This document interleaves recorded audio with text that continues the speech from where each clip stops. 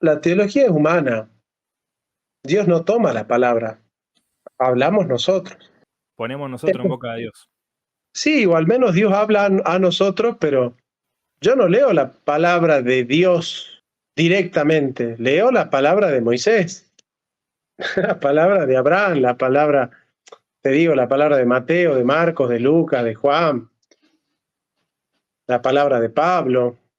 Y yo por fe creo que la palabra de Pablo es palabra de Dios, que la palabra de Marco es la palabra de Dios. Es un acto de fe. Me reivindico como creyente, soy creyente, ¿no? Diría Schleiermacher, ¿no? O Kierkegaard diría, la fe es una verdad para mí, yo tengo fe en la fe, yo tengo fe en que creo, yo creo que creo, digamos, ¿no? Creo ser un creyente. Y, y en el fondo la angustia que le provoca al hombre es que Dios guarde silencio, muchas veces, ¿no? O pensar en la teología también atravesada por la inconsistencia. Porque en el fondo ninguna teología cierra por completo. Todas las teologías son abiertas y cada una tiene su fortaleza. En vista al ser humano, cada una edifica al hombre de distinta manera, ¿no? Por eso Maritain dice, el catolicismo es la religión de la persona y el protestantismo es la religión del sujeto.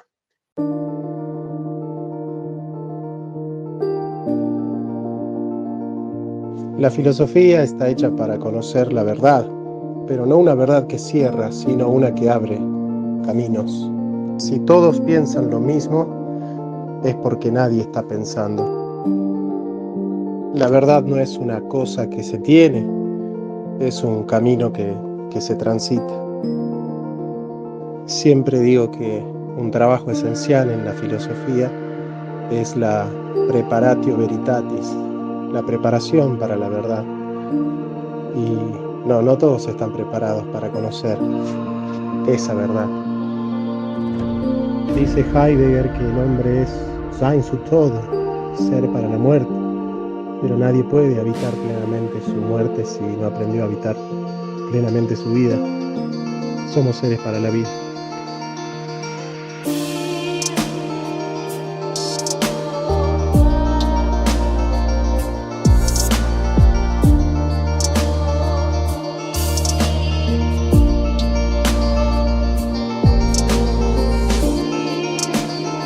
Estamos grabando, vamos, una nueva aprendí hoy. Bueno, la hacemos distendido, total, estamos nosotros, nada más, no hay comentario para interrumpir. Así que nada, che, gracias por el tiempo, la verdad que me apasiona hablar con vos porque sos uno de los tipos que me volaste la cabeza. La primera vez que me volaste la cabeza fue cuando hablaste con el católico José Plasencia, que en un momento empezaste a hablar del canon y decía, pará, yo también llegué a esa conclusión, yo también llegué a esa conclusión, yo te venía escuchando igual, pero nunca te había escuchado hablar del canon tan abiertamente, de una manera tan heterodoxa. Pero nada, sinceramente, mucho escuchar tus videos me potenció mi manera de abordar los pensamientos, las reflexiones, las cuestiones problemáticas que tenía. La verdad que me aceitó mucho el poder empezar a pensarlo y resolverlo o no resolverlo a veces de una manera, digamos, más tranquila. Pero bueno, nada, gracias por eso, chabón. No, por favor, y bueno, para mí el grupo ese tuyo, el de Jorge, está el otro, el luterano, ¿cómo se llaman los dos luteranos? Sí. Bien, me parece que le hacen mucho bien a las redes. Me parece que vienen a traer un aspecto de la teología bien teológico, que es una reflexión libre sobre Dios, ¿no?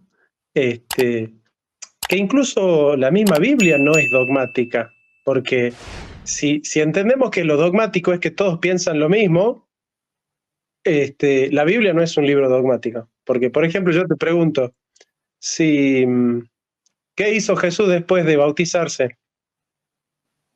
Y bueno, empezó a servir, no sé, no me acuerdo.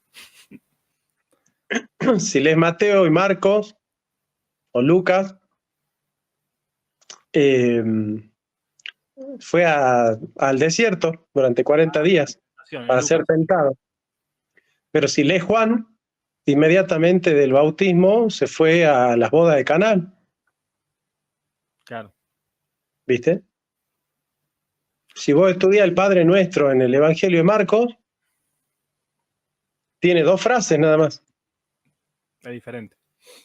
Entonces, si fuesen dogmáticos, los escritores de la Biblia tendrían una visión mucho más monolítica de Dios. Seguro. Y de los hechos, ¿no? Entonces, si la Biblia no es dogmática, ¿por qué nosotros tenemos que ser? Tal cual, tal cual. Tengo un profe de epistemología porque yo hice un curso de apologética y arqueología bíblica. 2 años fueron. Una diplomatura en un instituto era. No me lo dieron el diploma porque mi tesina no estaba orientada al pensamiento que tenían ellos. Porque era un instituto de hermanos libres. O sea, son creacionistas de la Tierra Joven, etcétera, etcétera. Pero eran todos conocidos de donde la iglesia que yo había salido, ¿viste?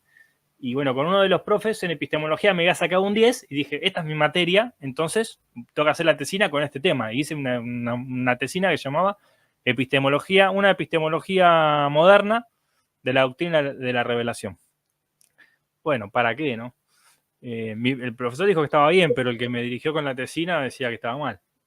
Así que nada, no terminamos concordando y bueno, no me terminaron aprobando. Pero mi profesor me decía que estaba bien, estaba para aprobar la tesina. Ahora, yo con él hice un debate, que lo tengo en el canal, estuvimos como 2 horas debatiendo, todos estos temas alrededor de la revelación, el canon, la inspiración. Yo creo que soy neortodoxo por mi postulado, ¿no? Bueno, él es ortodoxo evangélico, obviamente. Y hablábamos el tema de que a lo largo de la historia, a lo largo de la historia bíblica, también se ven las modificaciones y los cambios en la mentalidad, en los pensamientos teológicos, en la forma de ver la realidad a lo largo de la Biblia. Y eso es antes yo no lo entendía así. Para mí la Biblia era algo dado. Bueno, después cuando empecé a estudiar más y a profundizar me di cuenta que no y empecé a ver el progreso. Sin la necesidad de llamarme progresista, porque yo como cristiano vivo más conservadoramente, pero en mi teología soy bastante más, no progresista, pero más liberal. Y esa, digamos, no sé si llamarlo sincretismo, no sé, es una mezcla rara que te termina dando en la neortodoxia, porque vos querés vivir una vida cristiana ortodoxa, pero a su vez entendés la flexibilidad que tiene la teología y la podés deconstruir, pero necesitas el equilibrio, ¿no? Entonces, y eso que voy a una iglesia pentecostal, yo salí de los hermanos libres para ir a una iglesia pentecostal porque necesitaba libertad, ya no podía con tantas reglas, no podía con una estructura fija teológica, porque sobre todo encima en la iglesia de los hermanos libres, no sé si conoce la denominación. Sí, claro, sí. Bueno, Jorge también salió de los hermanos libres, Jorge Carrillo. Y dio la casualidad, empatizamos mucho porque conocíamos un montón de gente en común, después nos dimos cuenta. Si vos no crees lo mismo que cree la iglesia, estás mal espiritualmente. Más o menos, no es así, ¿no? Pero son todas muchos postulados que fui detectando que son como creencias inconscientes, ¿viste? ¿Viste cuando uno dice, bueno, no vas a la reunión, no sos espiritual? Bueno, si no crees lo que cree la iglesia, no sos espiritual. Ya estaba como, me afectaba mucho eso, ¿viste? Entonces en una iglesia pentecostal encontré más libertad para pensar, porque aparte están abiertos a lo que el Espíritu Santo te diga, ¿no? Entonces como que dicen que el canon está cerrado, pero en realidad no está cerrado porque viene el pastor, te revela algo y lo tenés que hacer. No, el tema de las denominaciones es todo un tema. Quizás tenga mucho que ver porque es más fácil encontrar personas abiertas a la reflexión en el metodismo que en un hermano libre, ¿no? Es más fácil ser crítico dentro del metodismo, de algunas ramas del bautismo, de la iglesia bautista, digo, ¿no? algunos luteranos también, pero yo creo que eso está más en el talante de la persona, no es que uno es dogmático porque es hermano libre. Es hermano libre porque es dogmático, digamos, ¿no? O sea, uno se mete en la iglesia que más o menos le quepa el sayo. Y bueno, si una persona es demasiado libre, va a buscar una denominación libre, ¿no? Justamente se llaman hermanos libres, pero no practican mucho la libertad. Pero bueno, tiene que ver con eso, es muy lacaniano eso, ¿no? Muy a menudo los que piensan torcido viven recto, y los que piensan recto muchas veces viven torcido, porque una de las cuestiones que trajo la filosofía contemporánea, ya es imposible divorciar teología de filosofía y filosofía de filosofía contemporánea, digamos, ¿no? Una de las cosas que trajo Freud, Nietzsche, Marx, el mismo psicoanálisis de Lacan, es una de las premisas fundamentales de la filosofía contemporánea, es el poder asumirnos y reconocernos atravesados por la inconsistencia.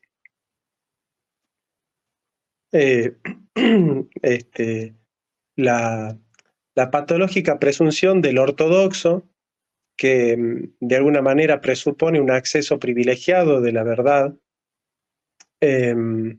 muchas veces lo que trata de hacer es disfrazar la soberbia con la cual trata de apoderarse y de adueñarse de Dios. Tenemos a Dios, ¿no? Nosotros poseemos a Dios. Y una de las cosas que traen grandes teólogos modernos que son muy buenos, contemporáneos, ¿no? Como por ejemplo Jean-Luc Marion, en su libro Dios sin ser. Yo fui uno de los primeros que, bueno, estudié las primeras traducciones que se hicieron al español. De hecho, yo hablaba con Néstor Díaz y le decía, mirá, ayer salió la traducción de Dios sin ser al español. Yo me enteré el mismo día que salió la traducción y se la mandé a Néstor. Y dije, tenemos que ser los primeros en trabajar este texto acá en Latinoamérica. Y comenzamos a trabajar Dios sin ser, de Jean-Luc Marion, hace 4 años. Y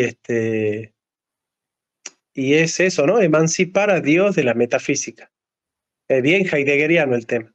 Emancipar a Dios de la metafísica, del acceso conceptual a Dios, ¿no? Y muchas veces tiene que ver mucho con eso, ¿no? O sea, vos ponete a pensar que conceptualmente la palabra horos, concepto, viene de cortar, de determinar, de cortar. Y el que corta divide y el que divide separa. De ahí viene la palabra horistos o horizonte, la línea que delimita el cielo y la tierra.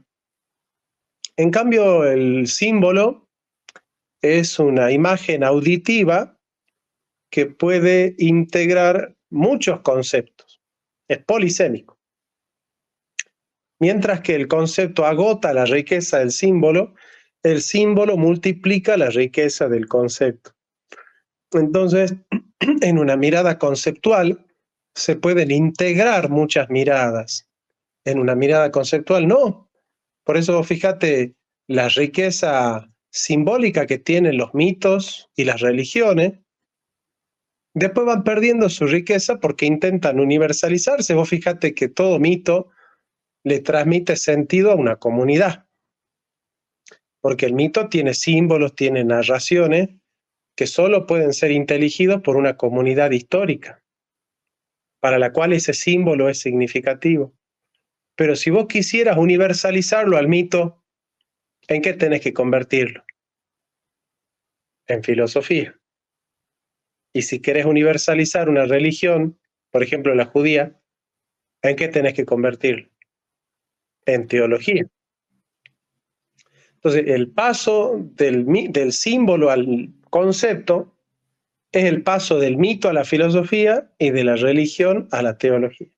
Religión es el judaísmo. El cristianismo se hizo cada vez menos religión y más teología. Es decir, utilizaron conceptos griegos para pensar en un mito hebreo. Bueno, esa mitologización de la que habla Bullman es bien interesante, ¿no? Yo sé que en Latinoamérica la palabra Bullman es maldita, Pecado. es pecado, pero son grandes teólogos que nos vienen a hacer pensar y reflexionar cómo poner en libertad a Dios, porque el objetivo central de Bullman es poner a Dios en libertad para que el hombre sea hombre. Ese es fundamental. O sea, el hombre no puede ser hombre si Dios no es libre para el hombre. Y esa apertura de la gracia implica la novedad, implica la gratuidad, la novedad, el don, la revelación, la inspiración, pero sobre todo la novedad. Dios es siempre nuevo, es siempre nuevo. De hecho, la teología cristiana de los padres de la iglesia siempre ha dicho, Cristo es la novedad, ¿no? Cristo es la novedad. Y en Cristo se hacen nuevas todas las cosas, y la renovación del espíritu no es justamente cambiar por cambiar, sino que la tradición viva de la fe simbólica va adquiriendo matices, porque echa tierra, echa raíces en la tierra, echa raíces en la historia, echa raíces en el hombre, echa raíces en la psicología. Y justamente esa es la riqueza del mito, ¿no? Que puede echar raíces. El concepto no puede echar raíces en ningún lado. Entonces, ya estamos en la era de un cristianismo post-metafísico, o, diría Heidegger, un cristianismo ya no ontoteológico, que en el fondo es poner a Dios en libertad, ¿no? Emanciparlo a Dios de todo lo que nosotros dijimos que es Dios, digamos, ¿no? Y en esto recuperamos la dialéctica negativa y la teología negativa del pseudo Dionisio Areopagita y del mismo Santo Tomás de Aquino. Hoy resulta que los grandes dogmáticos de la teología son tomistas, cuando Santo Tomás de Aquino era lo menos dogmático que había, porque él decía que de Dios es más lo que no sabemos que lo que sabemos, ¿no? Y por la vía de la remoción, Dios siempre se nos escapa, ¿no? Se nos escabulle. Entonces, pensar en un Dios metafísico es justamente lo que ya no nos dice nada. O sea, la teología conceptual metafísica ya no nos dice nada. No nos dice nada porque esto es bien polémico, pero si se entiende, podrías compartirlo. Hay un cura, si mal no me equivoco, se llama Walter Jeremías, que es el mismo que de alguna u otra manera hablaba de la ipsísima verba Jesu, ¿no? De la alta crítica, ¿no? La mismísima palabra de Dios. Viste que la Reina Valera se resaltaba la palabra de Cristo con rojo, sí, ¿no? Como diciendo, esta es la palabra de Dios, ¿no? Esa es la neortodoxia, ¿no? La ipsísima verba Jesu. No todo lo que está en la Biblia es palabra de Dios, sino lo que Jesús dice, ¿no? Y pero un desarrollo teológico bien interesante, sobre todo de algunos jesuitas del siglo XX, es que no solamente el hombre debe justificarse ante Dios, sino que ahora Dios también tiene que justificarse delante de los hombres. Es decir, después de Primo Levi, de Karl Levitt, después de Auschwitz, de Hiroshima y de Nagasaki, de la Primera y la Segunda Guerra Mundial, después de la tortura y el genocidio, Primo Levi dice, no existe Auschwitz, existe Auschwitz, no existe Dios. Y Karl Levi dice, después de Auschwitz es imposible pensar en un Dios completamente bueno. Y la filosofía y la teología se tienen que hacer cargo de la densidad del mal en el hombre.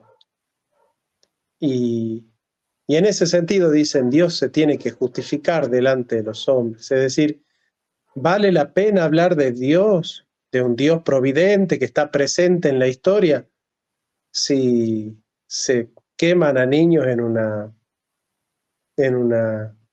una cámara de gas? Y una cosa es decirlo, y una cosa es decir, mataron a 6 millones de judíos, y otra cosa es hacerse cargo del mal en el hombre, ¿no? Del mal en el hombre. Y esa pregunta implica, ante todo, que Dios es un gran problema para los hombres. En el siglo XX y en el siglo XXI Dios se torna un gran problema, ¿no? Es esa mirada naif que tiene, por ejemplo, Voltaire, cuando en Cándido él se queja de Leibniz, que tiene todas las respuestas, ¿viste? Él dice, este es el mejor de los mundos posibles, y tiene todas las respuestas. Ese es un panglosiano, todo lo explica, todo, tiene respuestas para todo, ¿no? Y acá en las redes proliferan los panglosianos, ¿no? Que tienen respuestas para todo, ¿no? El teólogo responde, ¿sí? Todos tienen una respuesta, ¿no?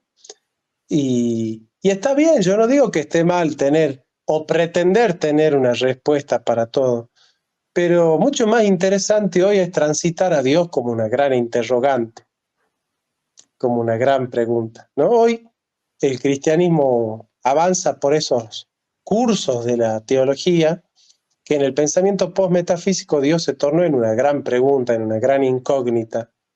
Y transitar esa incógnita me parece mucho más valioso que dar respuestas ligeras y apresuradas de cuestiones que son muy profundas, ¿no? Y si yo te pregunto, ¿por qué hay mal en el mundo? Y guay, ahí te sacas de la galera el libre albedrío y que el mejor de los mundos posible, y no transitas el candor y el espesor de la pregunta. Una pregunta que incomoda, que acorrala, que sofoca, ¿no? Como cuando Discépolo dice, ¿dónde estaba Dios cuando te fuiste? Nosotros podemos decir, ¿dónde estaba Dios cuando quemaban a niños en una cámara de gas? Bueno, un teólogo ortodoxo te va a decir, un teólogo de sana doctrina te va a decir, no es una pregunta seria. Y bueno, ¿qué pregunta seria es entonces? Si Dios es omnipresente y es el Señor de la historia y maneja las riendas de la historia, y no hay quien detenga su mano, ¿cómo no la pregunta por el mal no va a ser una pregunta que también coloque a Dios en el banquillo? Déjame decirte algo que me vino a la mente. Me estoy saliendo con una respuesta, pero me vino a la mente. El cristiano, los discípulos, cuando vieron que Jesús murió en la cruz, y ahora estamos justo vamos a entrar en la fiesta de las Pascuas. Cuando vieron que Jesús murió en la cruz, y hago análogo a ese niño que está dentro de una cámara de gas, ¿no? ¿Dónde está Dios si Jesús fue muerto en la cruz? ¿O dónde está Dios si el niño es puesto en una cámara de gas? Y en algún sentido, un cristiano podría responder, Dios está ahí adentro, porque Dios es ese niño, porque es un inocente muriendo. Entonces creo que sí, siempre vamos a tener una respuesta de la teología, pero es verdad. O sea, ¿y ahora qué hacemos con eso? Y a veces es difícil vivir con el sufrimiento y hay muchas cosas que no tienen respuesta. ¿Por qué Dios las permite? Si estaba planificado desde antes de la fundación del mundo todo. O sea, a veces yo hablo con Burgueño, que lo conoces, y hablamos del universalismo, del calvinismo. Justo el otro día tuve una charla con Leonardo, que él es más arminiano. Pero a mí también me pasó con el calvinismo. Yo me siento que todavía tengo algo del calvinismo, ¿no? Pero, ¿qué me pasa? Que si Dios conoce todas las cosas, hay de teísmo abierto, porque me parece que es una posibilidad que muchos cristianos tenemos que explorar, y es mala palabra, ¿no? Si Dios conoce todas las cosas, tanto en el calvinismo como en el arminianismo, hay gente en el infierno en el calvinismo y en el arminianismo porque no son universalistas.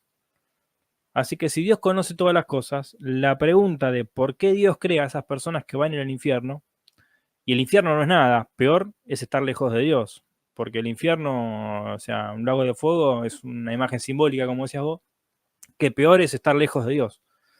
Entonces, si Dios crea gente para que esté lejos de Él, y eso es el peor sufrimiento que puede haber, sabiendo que van a ir ahí, las crea para eso, o sea, las crea con ese destino.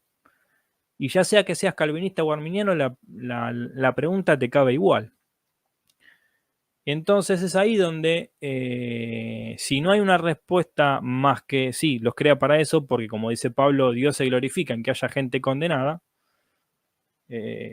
bueno, todavía queda por explorar el universalismo y el teísmo abierto, que creo que son dos doctrinas súper bastardeadas por el cristianismo en general, ortodoxo sobre todo, pero hay que explorarlas también, porque no están completamente exploradas ni se proponen como posibilidades en ninguna iglesia. Bueno, el teísmo abierto dice que Dios no es omnisciente realmente, sino que es calculador, digamos, por decirlo así, como es el hombre. El hombre no conoce el futuro, sin embargo puede predecir. Mucho más potentemente Dios puede predecir todo lo que va a pasar, ¿no? Y llevarlo a su conclusión sin saber si va a pasar o no.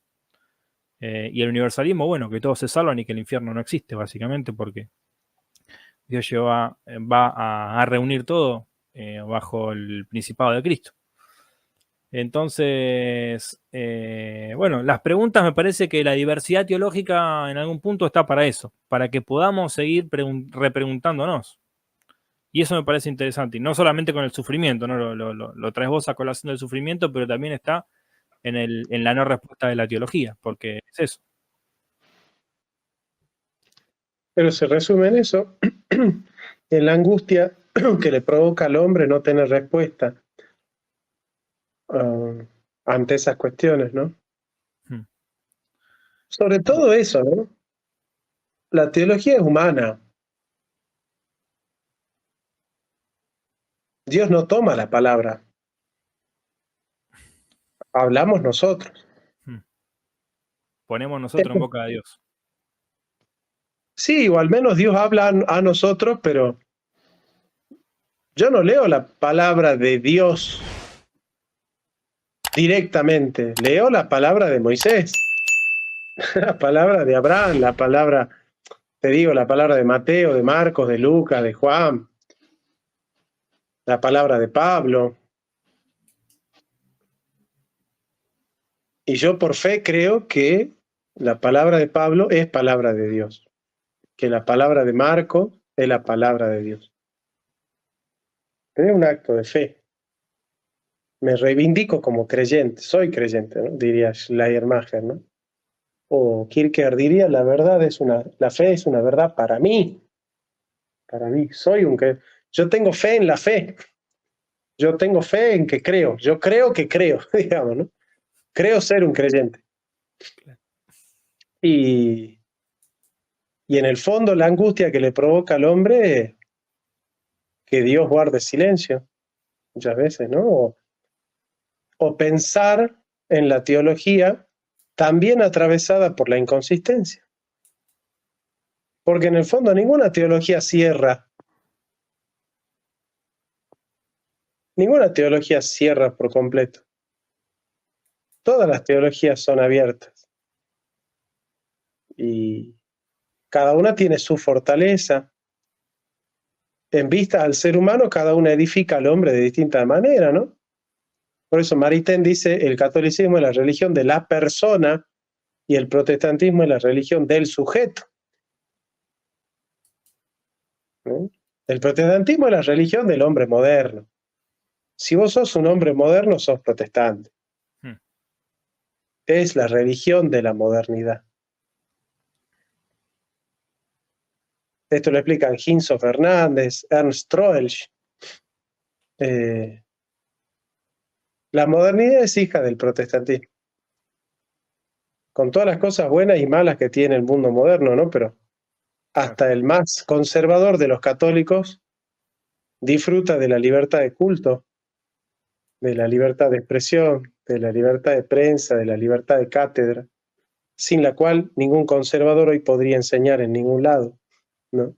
Fíjate vos, qué beneficio que tiene un conservador que odia al mundo moderno de poder enseñar ese odio libremente, ¿no? Eh, eh, y por eso Dios no puede ser una gran respuesta si antes no se torna en un gran problema. Y ninguna teología cierra. Pannenberg, por ejemplo, en su libro Historia de la filosofía desde la idea de Dios, él dice, la filosofía no es una ayuda extrínseca a la teología. La Biblia es filosófica, porque ¿quién puede desconocer que cada geógrafo tiene una Bildung, una formación, Weltanschauung, una cultura, una cosmovisión? Y Dios le habla al hombre a través de esa cosmovisión, o al menos le habla en esa cosmovisión. Y esa cosmovisión está puesta en el texto, ahí está escrita. O sea que la filosofía no es una herramienta extrínseca al texto bíblico. El texto bíblico es filosófico, ¿no? Y bueno, y entender eso implica una radicalidad, ¿no? En la postura que nosotros tenemos frente a una posición cerrada en la teología, que implica ignorar que la Biblia dice ser palabra de Dios, pero indudablemente es un texto. O sea, la Biblia es palabra de Dios, pero es un texto. Es texto sagrado, pero es un texto.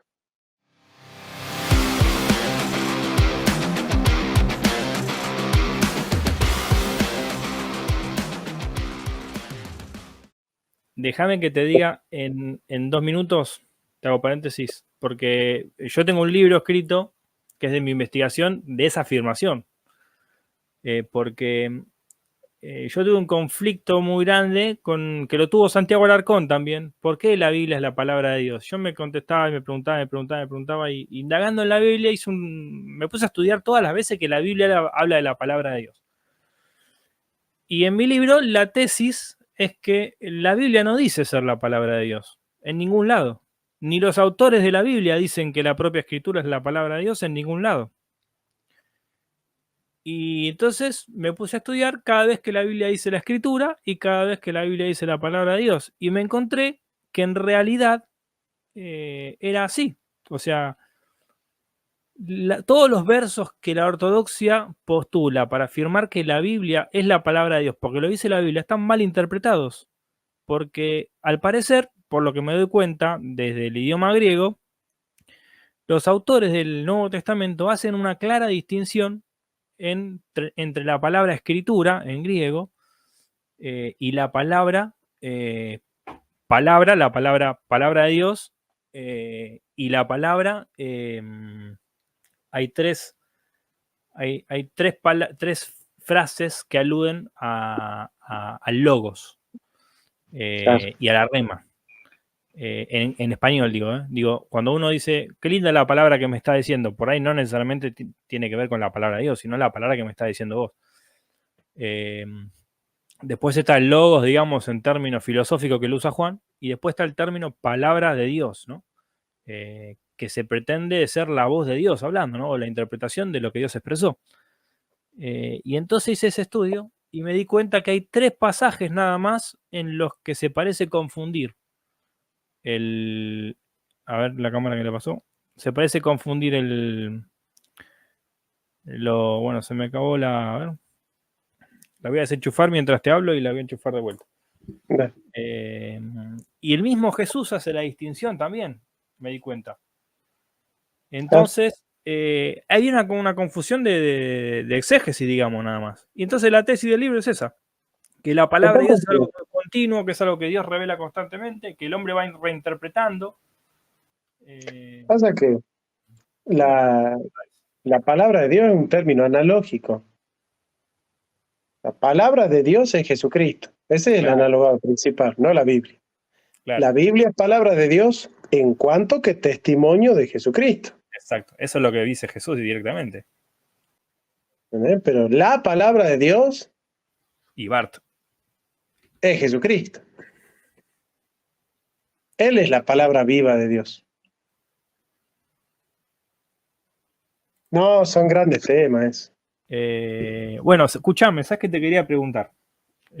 Para entrar un poquito en lo del mito. Vos decime cuando querés terminar, no hay problema. En la primera parte de la charla anterior, hablaste en un momento que la proyección de lo sagrado sustancialmente se convierte en Dios. ¿Te acordás de esa frase? Sí.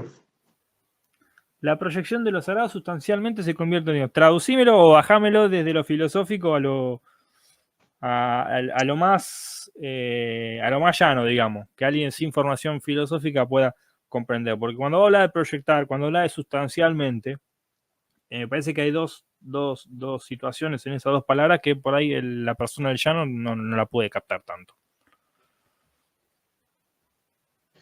Claro, primero hablemos de lo sagrado. Dale.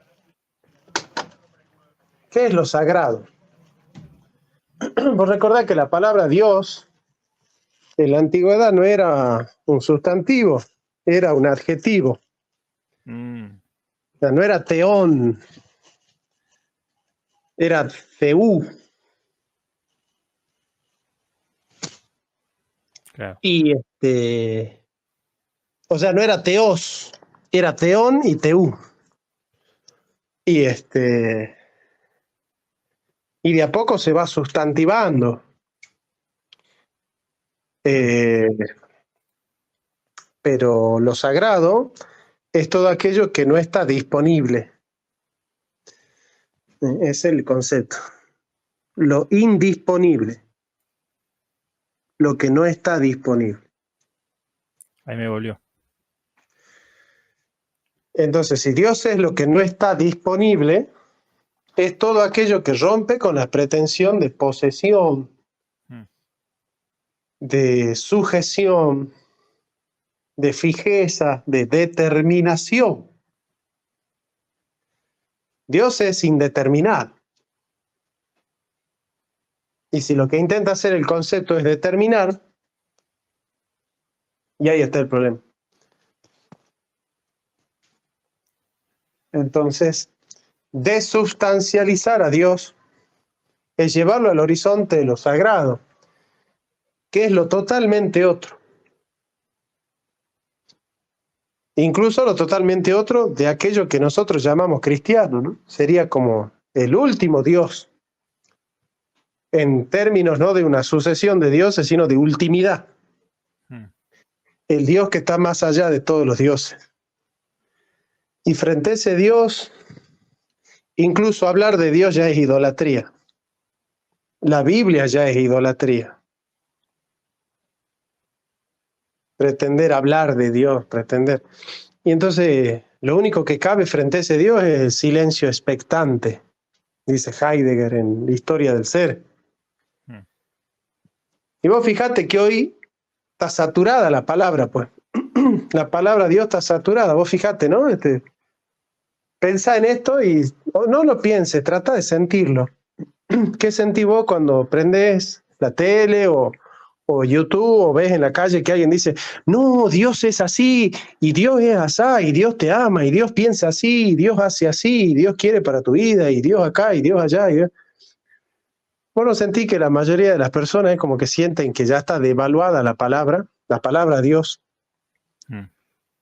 Sobre todo que también es una trampa, ¿no? Porque para nosotros los cristianos la palabra Dios nos aleja de la Trinidad, porque la palabra Dios no es trinitaria, es monoteísta. Claro. O sea, todos nosotros creemos en la Trinidad, pero cuando hablamos, no hablamos de la Trinidad, hablamos de Dios. Dios me ama, ¿qué es eso? Yo rezo a Dios, ¿qué es eso? O sea, nunca, la palabra Dios nos aleja de la Trinidad. Esa es una tensión que está en los apóstoles mismos también. ¿Quién creó al mundo? Dios. ¿Qué Dios? ¿Cuál Dios? ¿Cómo es? Él, ¿no? Claro. O sea, se explica, es que creó Dios Padre, por el Hijo, en el Espíritu, así. Se explica bien todo eso, o sea, te lleva a la Trinidad, la palabra de Dios. Bueno, son cosas que cuando vos superas el número, la cantidad, la cualidad, las categorías, y podés habitar en un silencio expectante, ahí aparece el preámbulo de lo sagrado. Y cuando aparece el preámbulo de lo sagrado, aparece el último Dios. Y el último Dios es que ya no es el Dios cristiano. Porque ahí Heidegger te diría, ¿en serio sos tan estúpido para pensar que Dios te habla solo a vos? Claro. O sea, ¿en serio creen que Dios solamente está con ustedes?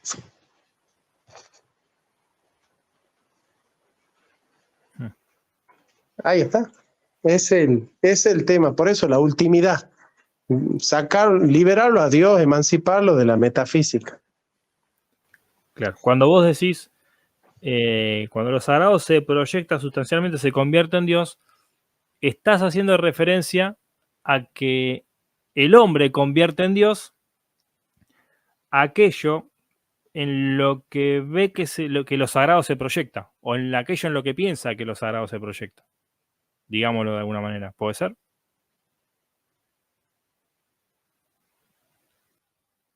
Claro. O sea, es que nosotros tomamos la palabra por Dios y sustancializamos lo sagrado. Claro. Lo sustancializamos y decimos, lo sagrado es esto. Esto Claro. es lo sagrado. Eso es la ontoteología, convertir a Dios en un ente y decir, HTU, he acá Dios, ¿viste? No, ese es un gran problema. Pero bueno, yo creo que los cristianos todavía no estamos listos para entender la filosofía contemporánea. Claro, sin embargo, me parece que, ¿por qué crees vos que justamente el cristianismo, y en esta predicación que puede captar lo mitológico también, tuvo el impacto de poder comerse a todos los demás mitos como se los comió? Porque se conceptualizó por la filosofía griega. Al conceptualizarse la teología judía, se convierte en un mito universal, que es la teología cristiana, y la teología cristiana, evidentemente, al principio es iconoclasta, rompe con todas las imágenes, y de esa manera puede universalizarse. Pero fíjate que la iglesia se hace universal cuando es iconoclasta. Cuando comienzan a proliferar las imágenes, y cuando se canonizan las imágenes, terminan los padres de la iglesia. ¿Cuál es el último padre de la iglesia oriental? San Juan Damasceno, justamente. El segundo concilio de Nicea. A los 200 siglos ya viene el cisma. ¿Por qué? Porque con la imagen se particulariza mucho la universalidad de Dios. Mirá, está interesante eso. Escuchame, otra cosa. Bueno, el panenteísmo vos sabés lo que es. Pero ¿qué pasa? ¿Desde dónde lo pienso? Y desde la frase también que vos decías, ¿no? Cuando decís vos que lo sagrado se proyecta sustancialmente, cuando lo sagrado se proyecta sustancialmente se convierte en Dios. Y digo, y esto hablando de la imagen de Dios también, ¿no? Porque el mundo que conocemos y que experimentamos, en algún sentido, si bien la teología dice que el hombre es la imagen de Dios y que Jesús es la máxima imagen de Dios, ¿no? Pero entendiendo que hay una imagen también de Dios en todas aquellas cosas que no son humanas también, porque el universo existe y Dios existe, entonces hay algo de Dios, que es la existencia, que Dios la está haciendo participar, que Dios está haciendo participar al universo también en algo que Él tiene, que es la existencia. Entonces, el mero hecho de que exista el espacio, el tiempo, la materia, etcétera, ya, como dice Pablo, va a decir Pablo, ¿no? El eterno poder y la divinidad de Dios, se hace claramente visible, siendo entendida por medio de las cosas hechas, ¿no? Entonces, y ahí aparece la teología natural y los argumentos apologéticos para la existencia de Dios, etcétera, ¿no?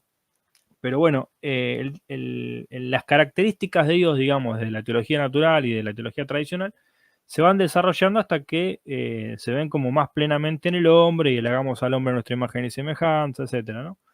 Y después va a aparecer el cristianismo a decir, no, están más plenamente en Jesús está la plenitud de la deidad, la plenitud de la imagen de Dios. Entonces, en algún sentido, el panenteísmo, digamos, tiene cierta cabida en el cristianismo porque Dios está en las cosas. ¿Por qué? Porque las cosas participan de Él. Dios le dio participación a las cosas respecto de lo que Él es. Entonces, ¿podemos decir que el panenteísmo es compatible con el cristianismo visto desde ese punto de vista? Y esto te lo estoy preguntando como para tratar de introducirme a una mirada más bulmaniana, digamos, de la teología, ¿no?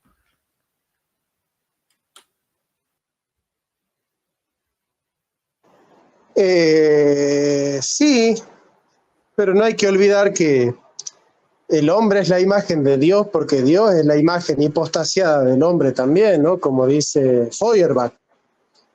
Entonces, en esa imagen hipostasiada que es la consumación de la humanidad en un proyecto ideal que implica una metafísica, la imagen de Dios cobra sentido por la imagen del hombre. Por eso Cristo es el Hijo del Hombre, es decir, es el que lleva a la humanidad a lo más alto. Se hipostasea el ideal de humanidad. Entonces, Dios se hace inteligible a la luz del hombre y el hombre se hace inteligible a la luz de Dios. Bueno, así comienza la institución de la religión cristiana de Calvino, ¿no? Mirá. Así que sí.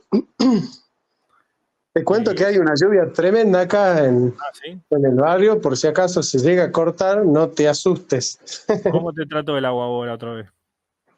Y acá en Salta llueve bastante seguido últimamente.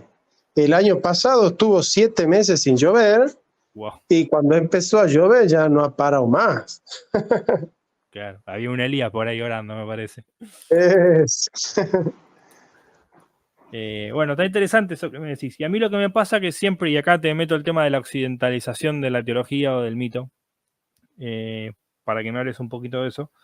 Que a mí lo que me pasó que, bueno, yo venía con un pensamiento muy de hermano libre, muy de teología clásica, qué sé yo, y empezar a meterme a poquito y destrabando pensamientos al estudiar teología, de un momento que yo tenía un libro de Bullman, Dios y la existencia de Picasso, que me lo acuerdo que lo había comprado hace un montón y me lo habían mirado mal en la iglesia.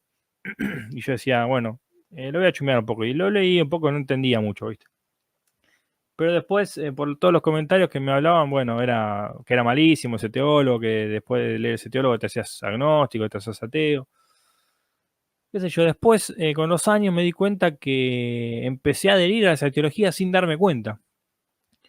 Y empecé para bien o para mal, ojo, yo acá, desde mi punto de práctica cristiana, yo sigo yendo a la iglesia, me sigo congregando, sigo orando.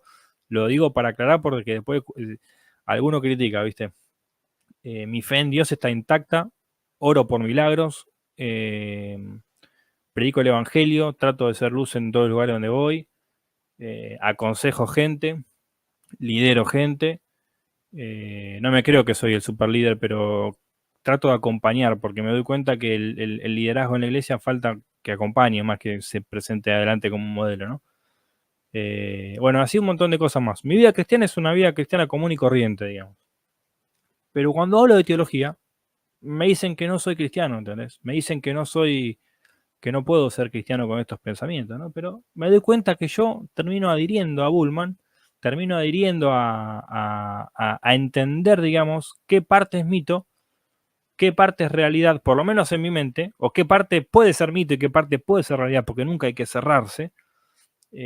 Y aunque pueda ser así, aunque pueda disociar las dos cosas, puedo seguir con mi vida cristiana y mi fe entendiendo las dos cosas, entendiendo la narrativa, el mito, y entendiendo la realidad, pero entendiendo que esa realidad es una revelación de Dios y que esa realidad y esa revelación está expresada en un lenguaje mitológico. Entonces, y ahí es donde entra la occidentalización, me parece, ¿no? ¿Cómo ves ese tema? ¿Se puede entender así más occidentalmente o científicamente el mito y la historia y seguir siendo cristiano? Yo me estoy desequilibrando, digamos, en mi manera de abordarlo. Hay que volver más a Oriente, pensar más como los padres orientales, que tenés unas charlas con Seba ahí buenísimas, que también después yo estuve hablando con él acerca del símbolo. Contame un poquito de eso. El concepto de mito que tenés occidental. Claro. Para vos es mito y realidad. En realidad, la única realidad es el mito. Todo lo que está fuera del mito es falso. La única realidad es el mito. Porque el mito es la realidad simbólica. Y el hombre es un ser simbólico. A vos no te quita el sueño lo que te pasa, sino lo que vos crees que te pasa. Claro. Lo real es imposible lógico. Nosotros vivimos en lo imaginario y en lo simbólico, en las palabras y en las imágenes. Y el mito es la conjunción perfecta entre palabra e imagen. Sí, hay Fuera de ese texto no hay nada.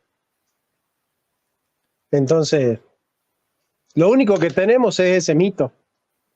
Ese es nuestro mito. Esa es nuestra única realidad. Fuera de ese texto nosotros no tenemos sentido. En eso consiste ser creyente. No es que yo tengo que aplicar un método científico para verificar qué parte de la Biblia es verdad y qué parte de la Biblia es mito. No, justamente. Es verdadera porque es mitológica. Es porque es un gran mito.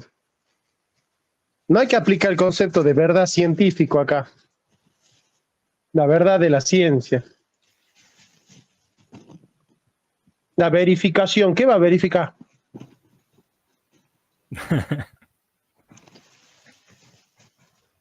Claro. No hay una teoría para comprobar.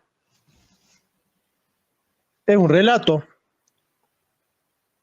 en el que vos habitás y en el que te fundís. Somos cartas escritas. Somos el mito. Formo parte de ese mito. Por eso me habla a mí. Si yo no formo parte de ese mito, el mito no me puede recoger, no puede hablar de mí. Es una actitud científica esa, la verdad como adecuación del pensamiento con la cosa, es una mirada científica de algo que no es científico. No hay en la religión una exclusividad, una correspondencia. En la religión está la imagen y la palabra. Y nosotros como creyentes, que somos la imagen, que somos la palabra. No hay una correspondencia porque no hay nada fuera del texto. Y en eso consiste ser creyente.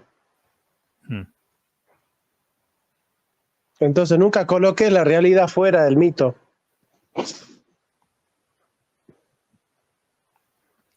¿Quién daría la vida por el cálculo infinitesimal o la trigonometría o la ley de la gravedad? ¿Conoce a algún imbécil? Estoy tentado. ¿Quién daría la vida por una teoría? Uno da la vida por el mito de cada uno.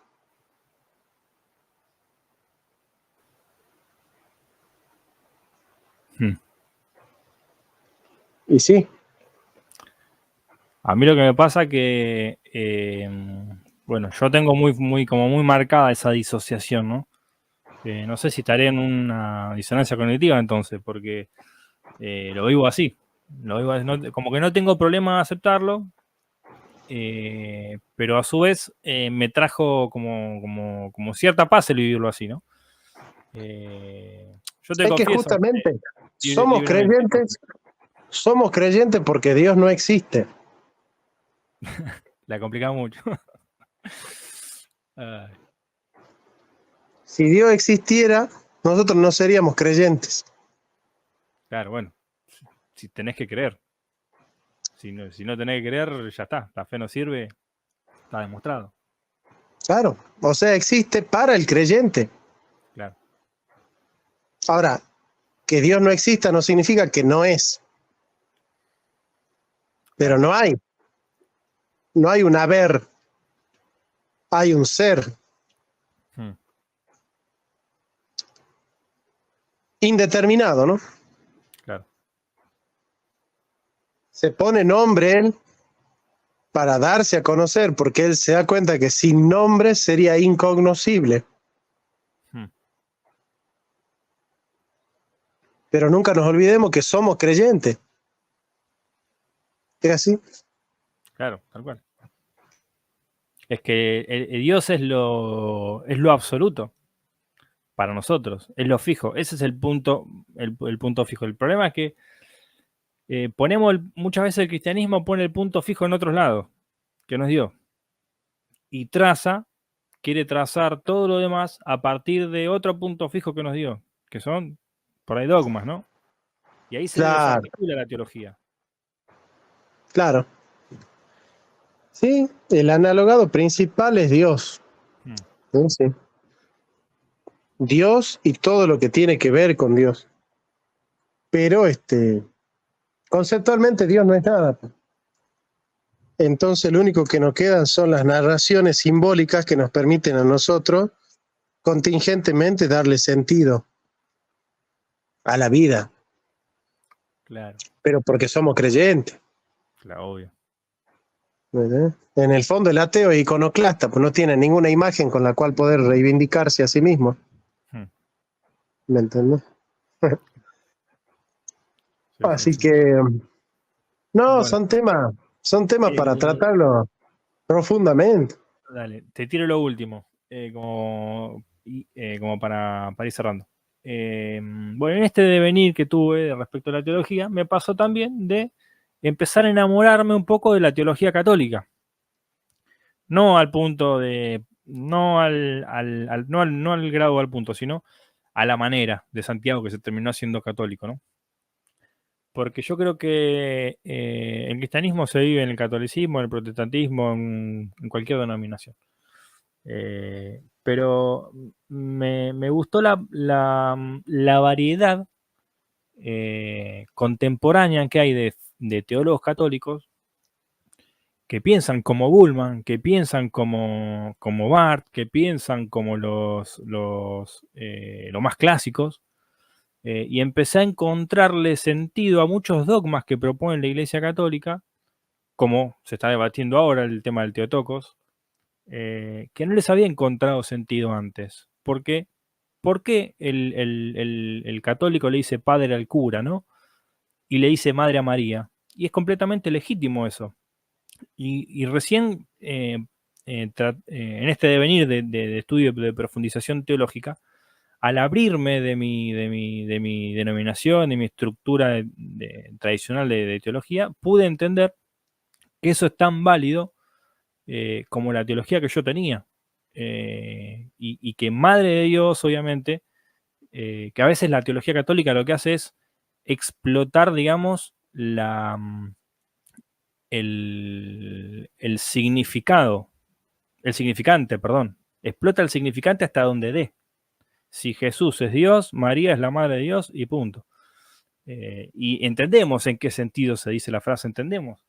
Pero claro, el evangélico, el cristiano protestante que por ahí no está embebido en esta clase de teología más simbólica y todo eso, solamente es como que sin entender el contexto va a poner a María por encima de Dios al escuchar esa frase, madre de Dios.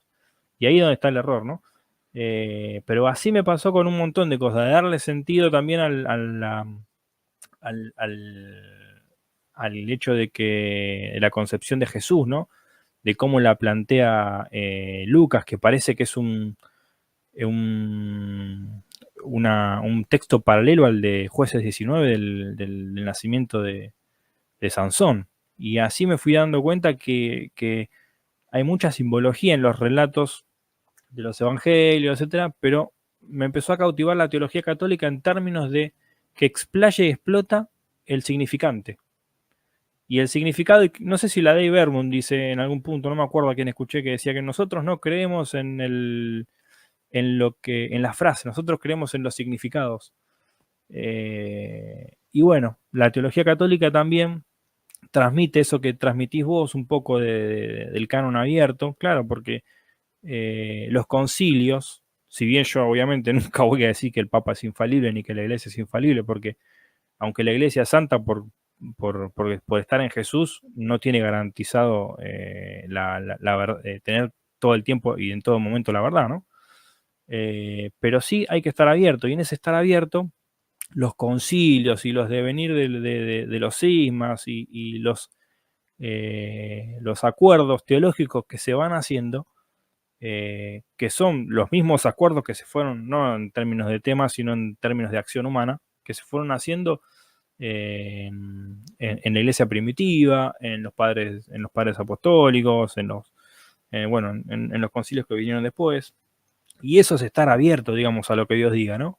Y si bien el canon lo han cerrado en algún punto por necesidad, por una cuestión práctica, no quiere decir que la reflexión teológica no haya continuado. Y me parece que aunque los católicos más fundamentalistas, como son este grupo que está mucho en las redes hoy debatiendo, aunque ellos piensen que el catolicismo está completamente cerrado, a mí me parece que el catolicismo es completamente permeable por esa razón misma, ¿no? Lo que pasa que, bueno, sí está el problema de la infalibilidad que no te termina de dejar de decir nos equivocamos, no te permite decirlo. Y eso es una arrogancia enorme, ¿no? Y eso es parte de por qué me sigo llamando protestante, digamos, ¿no? Pero yo vivo mi fe muy católicamente también. Ser protestante es ser un católico libre. Así que sí, yo comparto con vos. Me gusta la fe católica cuando yo la tengo, no cuando ella me tiene a mí. Claro. Así que bueno, amigo. Bueno, Jonah, muchas gracias por el tiempo y bueno, la verdad que es un placer y un privilegio para mí. Para mí también, y bueno, seguramente te voy a llevar al canal y seguimos charlando porque es un placer charlar con vos. Dale, papá. Che, te mando un abrazo y bendiciones, querido. Bendiciones, amigo mío. Chau, chau.